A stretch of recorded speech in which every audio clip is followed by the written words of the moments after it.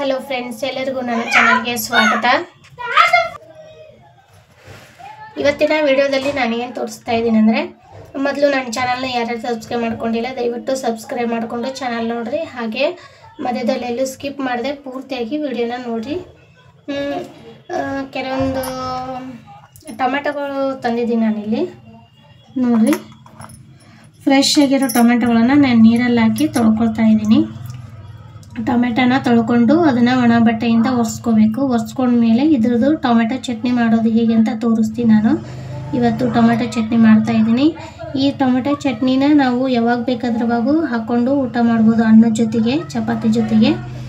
ಒಂದೊಂದು ಸತಿ ಅನ್ನ ಮಾಡಿರ್ತೀವಿ, ಏನೂ ಇರೋದಿಲ್ಲ, ಆಗ ಇದನ್ನು ಮಾಡಿಟ್ರೆ ಇದನ್ನು ಹಾಕ್ಕೊಂಡು ಊಟ ಮಾಡ್ಬೋದು.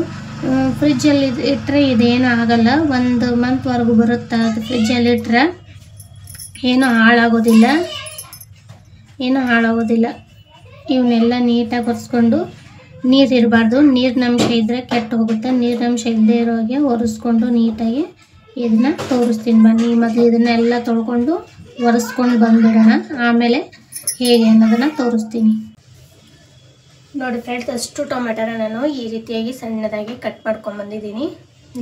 ನೀರೆಲ್ಲ ಒರೆಸ್ಬಿಟ್ಟು ಕಟ್ ಮಾಡ್ಕೊಂಡು ಬಂದಿದ್ದೀನಿ. ಈಗ ಏನು ಮಾಡಬೇಕಪ್ಪ ಅಂತಂದರೆ, ಈ ಟೊಮೆಟೊ ಹಿಡಿಯೋಷ್ಟು ಒಂದು ಕಡಾಯನ್ನು ತೊಗೋಬೇಕು.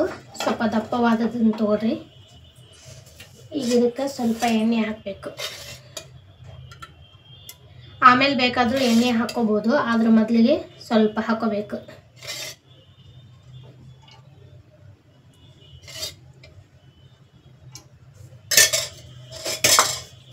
ಈಗ ಸ್ವಲ್ಪ ಎಣ್ಣೆ ಹಾಕೊಂಡಿಲ್ಲ, ಗ್ಯಾಸ್ ಹಚ್ಚಿಬಿಟ್ಟು ಸ್ವಲ್ಪ ಎಣ್ಣೆ ಕಾಯಿಲಿ. ಇದಕ್ಕೊಂದು ಸ್ವಲ್ಪ ಕೈ ಆಡಿಸೋದಕ್ಕೆ ಸ್ವಲ್ಪ ದಪ್ಪ ಚಮಚ ತೊಗೋಬೇಕು.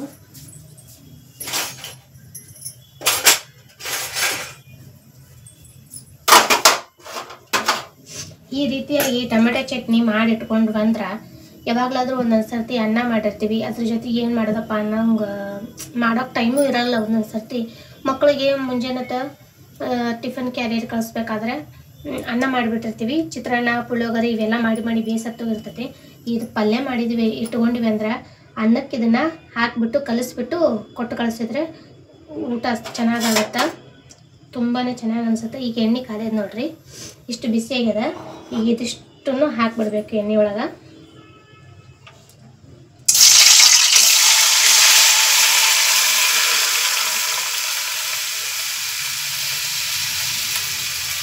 ಈಗ ಇದನ್ನು ಹುರ್ಕೋಬೇಕು.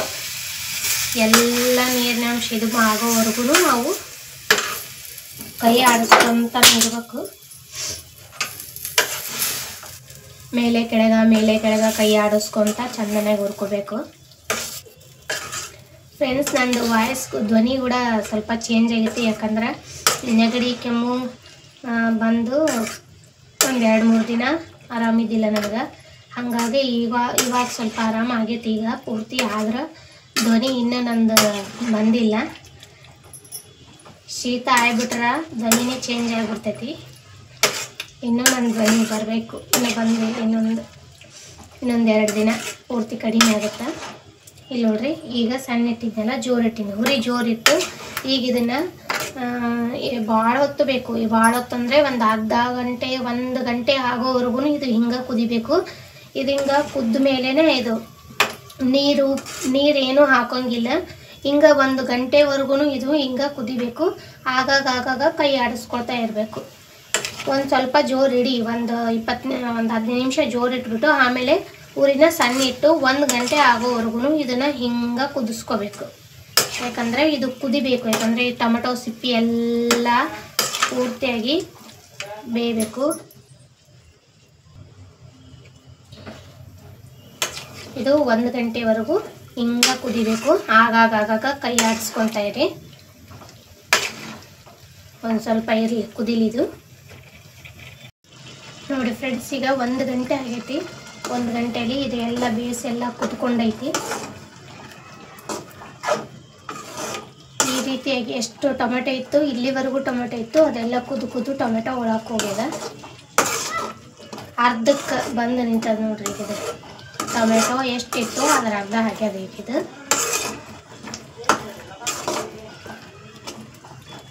ಈಗ ಇದಕ್ಕೆ ಏನು ಹಾಕ್ಬೇಕಪ್ಪ ಅಂತಂದ್ರೆ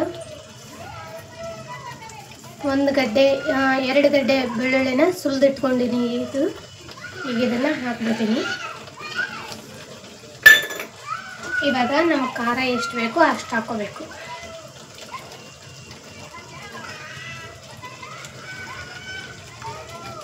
ಖಾರ ಜಾಸ್ತಿ ಉಣ್ಣೋರು ಜಾಸ್ತಿ ಹಾಕೋಬೋದು, ಸ್ವಲ್ಪ ಉಣ್ಣೋರು ಸ್ವಲ್ಪ ಹಾಕೋಬೋದು. ಯಾಕಂದ್ರೆ ಜಾಸ್ತಿ ಐತದು, ಹಾಗಾಗಿ ಜಾಸ್ತಿ ಹಾಕೋಬೇಕು.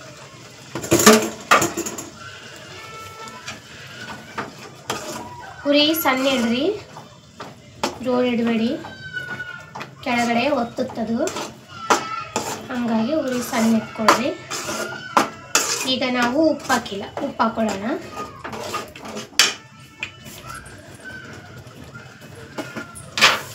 ಉಪ್ಪು ಎಷ್ಟು ಹಾಕ್ತೀನಿ ಅಂತಂದರೆ ತೋರಿಸ್ತೀವಿ.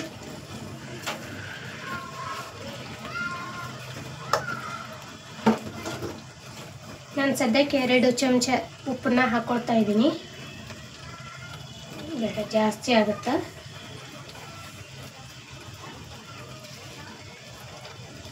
ಒಂದು ಚಮಚದಷ್ಟು ಅಷ್ಟು ಹಾಕ್ಕೊಳ್ತೀನಿ. ಮತ್ತು ನೋಡಿ ಹಾಕ್ಕೊಳ್ಳೋಣ. ಜಾಸ್ತಿ ಆದರೆ ಕಡಿಮೆ ಮಾಡೋಕ್ಕೆ ಬರೋದಿಲ್ಲ.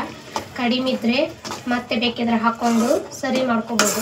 ಅದೇನಾದರೂ ಉಪ್ಪಾದ್ರೆ ತೆಗಿಯೋಕೆ ಬರೋಂಗಿಲ್ಲ. ಈಗಿದು ಎಲ್ಲ ಚೆನ್ನಾಗಿ ಕಲಿಸ್ಕೊಡ್ರಿ.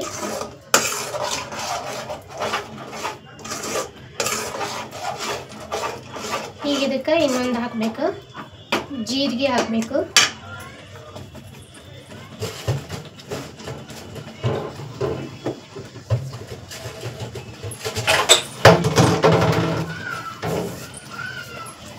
ನಾನು ಜೀರಿಗೆ ಇದರಲ್ಲಿ ಹಾಕಿಟ್ಕೊಂಡೀನಿ.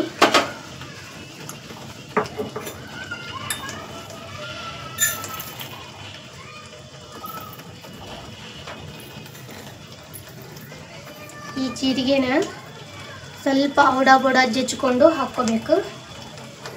ಜಜ್ಕೊಳ್ಳೋಣ ಅಂತ ಇಲ್ಲಿ. ಈ ಸ್ವಲ್ಪ ಜಜ್ಜಿಕೊಂಡ್ರೆ ಟೇಸ್ಟ್ ಬರುತ್ತೆ. ಇದು ಬೇಳೆ ಮುಚ್ಚಿಕೊಂಡು ತೊಗೊಂಡು ಈ ರೀತಿ ಜಜ್ಜಿಕೊಬೇಕು. ಔಡ ಪೂರ ಸಣ್ಣನೂ ಆಗಬಾರ್ದು, ಅರ್ಧ ಇರಬೇಕು ಜೀರಿಗೆ.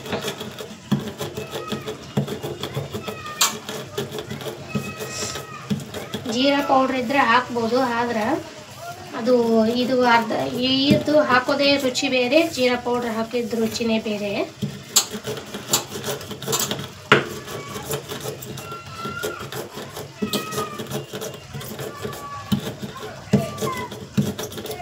ಒಂದು ಸ್ವಲ್ಪ ಜಜ್ಜಿ ಸಾಕು.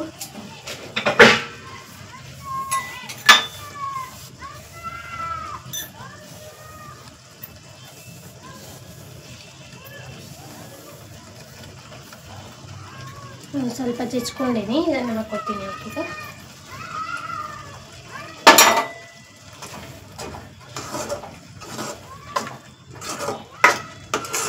ಈಗ ಇನ್ನೂ ಸ್ವಲ್ಪ ಬೇಕಿದ್ರೆ ಎಣ್ಣೆನ ನಾವು ಇವಾಗ ಹಾಕ್ಕೋಬೇಕು.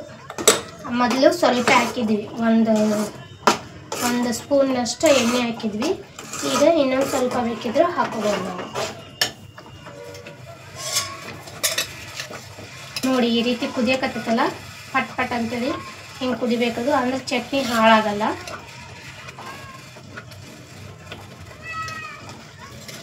ಇನ್ನೊಂದು 2 ಸ್ಪೂನ್ ಎಣ್ಣೆ ಹಾಕೊಳ್ತಕ್ಕತ್ತೀನಿ.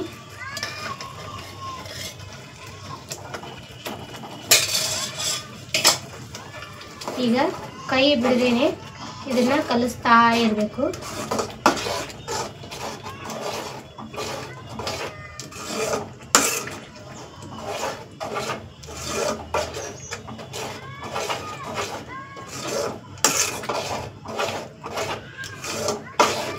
ಈ ರೀತಿ ಕೈ ಬಿಡದೆ ಕಲಿಸ್ತಾ ಇರಿ, ತಳ ಒತ್ತೋದಿಲ್ಲ.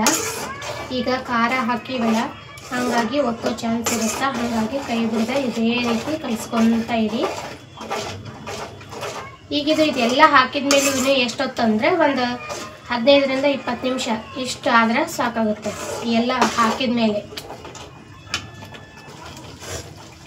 ಇದು ಟೊಮೆಟೊ ಹುಳಿ ಅಲ್ವಾ, ಅದಕ್ಕೆ ನಾನು 1 ಸ್ಪೂನು ಬೆಲ್ಲ ಹಾಕೊಳಕತ್ತೀನಿ ಅಷ್ಟೇ.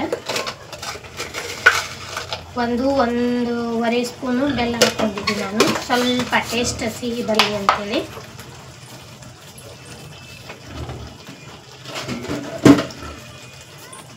ಈಗ ಇದನ್ನು ಕೈ ಬಿಡದೆ ಇದೇ ರೀತಿ ಕಲಿಸ್ತಾ ಇರಿ. ನೋಡ್ರಿ ಕಲರ್ ಕೂಡ ಚೇಂಜ್ ಆಗಿದೆ. ಆವಾಗ ಬೇರೆ ಸ್ವಲ್ಪ ಪೂರ ಕೆಂಪಗಿದ್ದಿಲ್ಲ, ಖಾರ ಹಾಕಿದ ತಕ್ಷಣ ಪೂರ ಕೆಂಪು ಬಂತು. ಇನ್ನೂ ಒಂದು 15 ನಿಮಿಷ ಬಿಟ್ಟರೆ ಮೇಲ್ಗಡೆ ಎಣ್ಣೆ ಬರುತ್ತೆ, ಎಣ್ಣೆ ತೇಲ್ತಾ ಇರ್ತದೆ. ನೋಡಿ ಇದು ಎಷ್ಟು ಚೆನ್ನಾಗಿ ಕಾಣಿಸುತ್ತೆ, ರುಚಿನೂ ಕೂಡ ಅಷ್ಟೇ ಚೆನ್ನಾಗಿರುತ್ತೆ. ನಾವು ಅನ್ನ ಮಾಡ್ಕೊಂಡ್ರೆ ಸಾಕು. ಇದು ಇತ್ತಪ್ಪ ಅಂದ್ರೆ ಸಾರು ಮಾಡೋ ಅವಶ್ಯಕತೆನೇ ಇಲ್ಲ. ಹಾಗೆ ಇದನ್ನು ಮಾಡಿ ನಾವೆಲ್ಲಾದರೂ 1-2 ದಿವಸ ಊರಿಗೆ ಹೋಗ್ತಾ ಇದ್ದೀವಿ, ನಾವು ಬುತ್ತಿ ತೊಗೊಂಡು ಹೋಗಬೇಕು, 1-2 ದಿನದ ಊಟಕ್ಕೆ ಕಟ್ಕೊಂಡು ಹೋಗಬೇಕು, ಪಿಕ್ನಿಕ್ಗೆ ಹೋಗ್ಬೇಕು, ಇಲ್ಲ ಎಲ್ಲಾದರೂ ಟೂರಿಗೆ ಹೊರಟೋದ್ವಿ ಬೇಕಲ್ಲ ಅಂತಂದರೆ ಈ ರೀತಿ ಮಾಡಿ ಪೂರ ತಣ್ಣಗಾದ್ಮೇಲೆ ಡಬ್ಬಿಲಿ ಹಾಕ್ಕೊಂಡು ಹೋಗಿದ್ರೆ ಕೆಡಂಗಿಲ್ಲ. 1-2-3 ದಿನ ಹಂಗೆ ಕಡಿಗಿಟ್ರು ನಡೀತದೆ. 1 ವಾರ 15 ದಿವಸ ತನಕ ಕಡಿಗಿಟ್ರು ನಡೀತದೆ, ಏನು ಕೆಡಂಗಿಲ್ಲ ಇದು. ಆದರೆ ಫ್ರಿಜ್ಜಿನಲ್ಲಿ ಇಟ್ಟರೆ 1 ತಿಂಗಳಗಟ್ಲೆನೂ ಮಾಡ್ಬೋದು. ಫ್ರಿಜ್ಜಿನಲ್ಲಿ ಇಡಬೇಕು, ಡಬ್ಬಿಲಿ ಹಾಕಿಬಿಟ್ಟು. ಅದು ಹಾಕಿದ ಮೇಲೆ ನಾವು ಅನ್ನ ಮಾಡಿರ್ತೀವಲ್ಲ, ಅವಾಗ ಇದನ್ನು ತಂದು ಏನು ಮಾಡಬೇಕು, ಒಂದು ಕಡಾಯಿದೊಳಗೆ ಹಾಕಿ ಸ್ವಲ್ಪ ಬಿಸಿ ಮಾಡಬೇಕು. ಬಿಸಿ ಮಾಡಿದ ತಕ್ಷಣ ಅನ್ನನ ಹಾಕಿ ಕಲಿಸ್ಬಿಡ್ಬೇಕು ಅಷ್ಟೇ. ಅದು ಅದೇ ಅನ್ನಕ್ಕೆ ಕಲಿಸ್ಕೊಂತೀವಿ ಅಂದರೆ ತಣ್ಣಗಿರುತ್ತಲ್ಲ, ಅದು ಸರಿ ಅನಿಸಲ್ಲ. ಅದು ಸ್ವಲ್ಪ ಕಡಾಯಿದಾಗ ಹಾಕಿಬಿಟ್ಟು ಬಿಸಿ ಮಾಡಿ ಅನ್ನ ಕಲಿಸ್ಕೊಂಡ್ರೆ ತುಂಬ ರುಚಿಯಾಗುತ್ತೆ.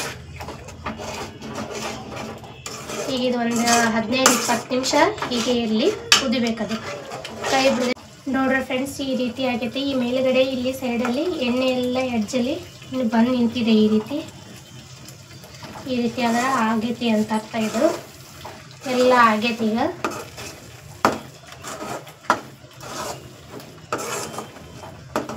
ಇದು ಮುಗಿದೈತಿ, ಗ್ಯಾಸ್ ಆಫ್ ಮಾಡ್ತೀನಿ. ನಮ್ಮದು ಟೊಮೆಟೊ ಚಟ್ನಿ ರೆಡಿ ಆಗ್ಯದ ನೋಡ್ರಿ.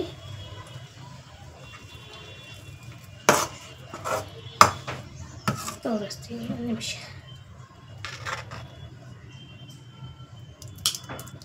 ಸೂಪರಾದ ಟೊಮೆಟೊ ಚಟ್ನಿ ರೆಡಿ ಆಗ್ಯದ. ಈಗ ಇದು ಪೂರ ತಣ್ಣಗಾಗಬೇಕು. ತಣ್ಣಗಾಗಬೇಕಂದ್ರೆ ಇದು ರಾತ್ರಿ ತನನೇ ಆಗುತ್ತೆ. ರಾತ್ರಿ ನಾನು ಇದನ್ನು ಒಂದು ಟೈಟಾಗಿರೋ ಮುಚ್ಚಳ ಟೈಟಾಗಿರೋ ಡಬ್ಬಿಗೆ ತುಂಬಿ ಎತ್ತಿ ಫ್ರಿಜ್ಜಿನಲ್ಲಿ ಇಡ್ತೀನಿ. ಆದರೆ ಇದು ತುಂಬಕ್ಕೆ ಮುಂಚೆ ಇದು ಪೂರ ಅಂದ್ರೆ ಪೂರ ತಣ್ಣಗಾಗಬೇಕು. ಸ್ವಲ್ಪ ಕೂಡ ಬಿಸಿ ಇರಬಾರ್ದು, ಪೂರ ತಣ್ಣಗಾಗಕ್ಕೆ ಬಿಡಬೇಕು. ಇದನ್ನು ಪೂರ ತಣ್ಣಗಾದ ಮೇಲೆ ಡಬ್ಬಿಲಿ ತುಂಬಿ ಇಡಬೇಕು.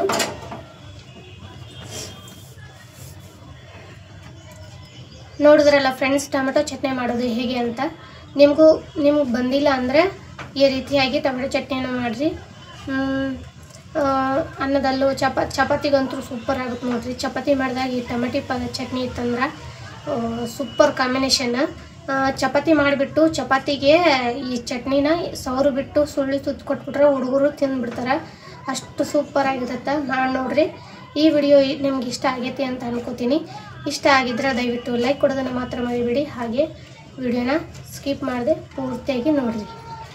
ಮತ್ತು ನಾನು ಮುಂದಿನ ವಿಡಿಯೋದಲ್ಲಿ ಸಿಗ್ತೀನಿ. ನಮಸ್ಕಾರ.